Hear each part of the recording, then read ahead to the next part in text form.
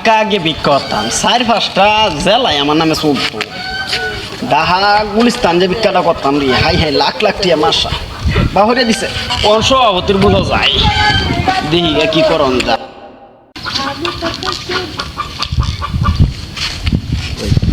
সভাপতি সাহেব আসসালামু আলাইকুম। ওয়ালাইকুম সালাম।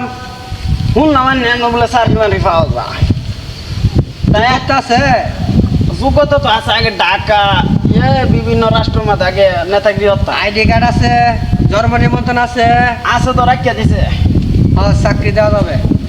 তো বই করতাম চাকরিটা। আপনারা কিশোরগঞ্জে ফেলাইতে মানে? কিশোরগঞ্জ? হ্যাঁ, উনিরা তো ফালছি ময়মুসি। কিশোরগঞ্জ কি পাগলা মরছে সামনে নাকি? না পাগলা মরছে প্রথম গেটটা আছে, এটার মধ্যে বই হতাম নাকি সভাপতি সাহেব?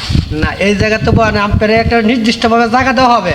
কোন হানো সভাপতি সাহেব? কাগজপত্র করে দিব, আপনি সারা জীবন ভরে কামাই সুদ করে খাইতে পারবেন, ভিক্ষা শিক্ষা করে খাইতে পারবেন। সভাপতি লেফটেন্যান্ট সামনে নাকি?